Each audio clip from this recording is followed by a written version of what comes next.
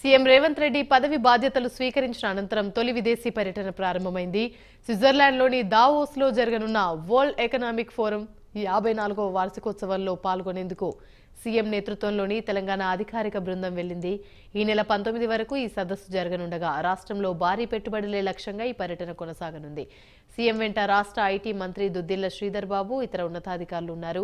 తెలంగాణ ఏర్పడిన తర్వాత ప్రపంచ ఆర్థిక వేదిక సమావేశానికి వెళ్తున్న రాష్ట్ర అధికారిక బృందానికి ముఖ్యమంత్రి నేతృత్వం వహించడం ఇదే తొలిసారి అని మంత్రి శ్రీధర్ బాబు పేర్కొన్నారు. రాష్ట్రంలో పెట్టుబడులకు అనుకూలతలు, ప్రభుత్వ పరిశ్రమలకు ఇచ్చే ప్రాధాన్యతలు అన్నింటినీ ఈ సదస్సులో వివరించనున్నట్లు చెప్పారు.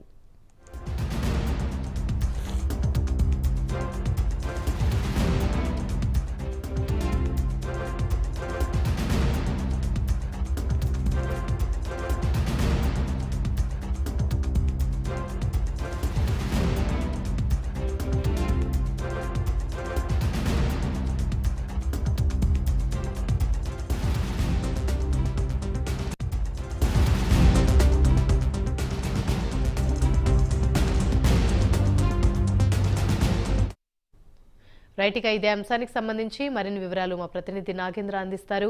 నాగేంద్ర, చెప్పండి. థ్యాంక్ యూ అని. తెలంగాణ రాష్ట్రంలో కాంగ్రెస్ ప్రభుత్వం ఏర్పడిన తర్వాత ముఖ్యమంత్రి రేవంత్ రెడ్డి మొదటిసారిగా విదేశీ పర్యటనకి వెళ్లడం జరిగింది. ముఖ్యంగా దావోస్ లో దాదాపు 5 రోజుల పాటు ముఖ్యమంత్రి రేవంత్ రెడ్డి పర్యటన చేయబోతున్నారు. దానిలో భాగంగానే కొద్దిసేపటి క్రితమే ముఖ్యమంత్రి రేవంత్ రెడ్డి ప్రత్యేక విమానంలో ఆయన ప్రత్యేకంగా బయలుదేరినటువంటి పరిస్థితి ఉంది. ముఖ్యంగా ఈ రోజు నుంచి 5 రోజుల పాటు ముఖ్యమంత్రి రేవంత్ రెడ్డి దావోస్ లో పర్యటించబోతున్నారు. ముఖ్యంగా దావోస్ ఏర్పాటు చేసేటటువంటి వరల్డ్ ఎకానమీ ఫోరం సమిట్ కు ఆయన హాజరు కాబోతున్నారు. ముఖ్యంగా ఆ వరల్డ్ ఎకానమీ ఫోరం సమిట్ లో సీఎం రేవంత్ రెడ్డి హాజరయ్యి కీలకమైనటువంటి ప్రసంగం చేసేటటువంటి అవకాశాలు అయితే కనిపిస్తున్నాయి. ఎందుకంటే వరల్డ్ ఎకానమీ ఫోరంలో ఆ సమిట్ సంబంధించి ప్రపంచంలో ఉన్నటువంటి వివిధ దేశాలకు సంబంధించినటువంటి ప్రతినిధులంతా కూడా హాజరవుతారు. కాబట్టి ఆ సమిట్ లో ఆయన కీలక ప్రసంగం చేసేటటువంటి అవకాశం ఉంది. దాని తర్వాత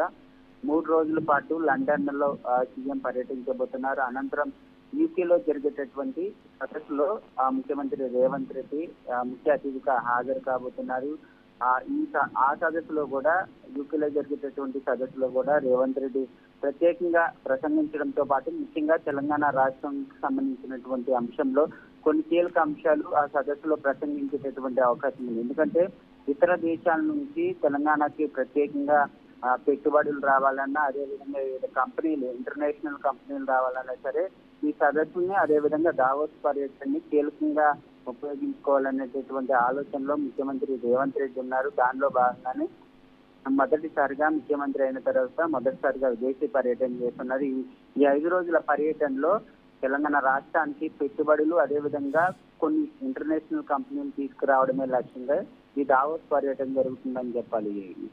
రైట్, థ్యాంక్ యూ నాగేంద్ర.